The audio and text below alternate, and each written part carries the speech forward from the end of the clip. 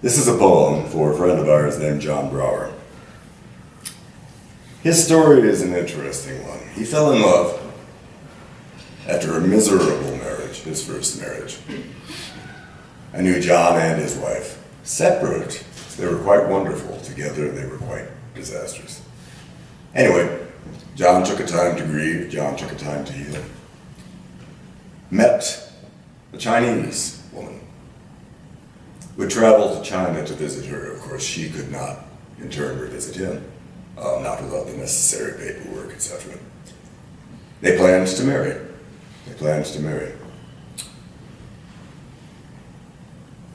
John hadn't heard from her for a few weeks. Tried calling her, tried calling her, tried calling her. No answer. Got a letter from her family. She was a teacher of painting. Florals. Beautiful work she did.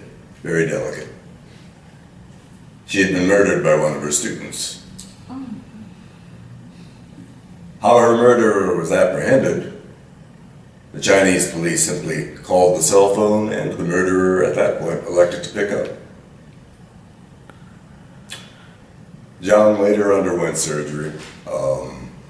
Died, I believe, of extended complications of that surgery. But the point of this poem, this story, there's apparently a Chinese notion that to take an apple, for two lovers to take an apple, and together, with some might, but with some gentleness, twist the stem of the apple. The idea is the stem does not pull away from the apple. And yet you're trying, kinda, sorta. If the stem does not pull away from the apple, you are eternally united as lovers. The stem did not pull away from their apple. George Frederick Watt and Quasi-Asian friend passed in the cycle of the conjoined Chinese horoscope to the other side of prime, the other scented side of pleasure. Plum and cherry waiting for him at track white sand ending, where his love waits, brush in small hand, and painting flowers for a reunion. 3 years promised.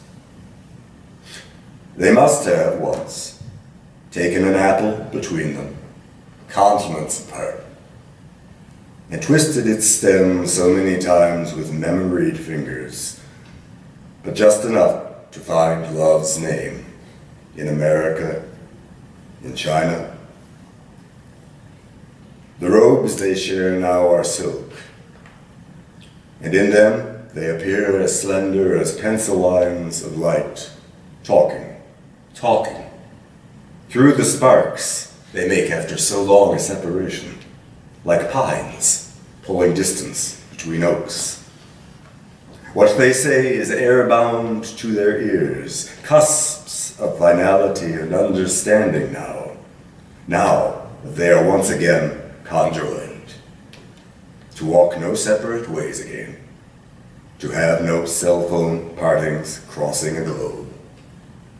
Their decent last words to those of us who wonder are, join us when you can, for we have so much to catch up on, so many apple stems to try for prophecy, but only in good jest now, in confirmation's style of what is and can be, having been done already, longingly, with promise, so many joyous times before.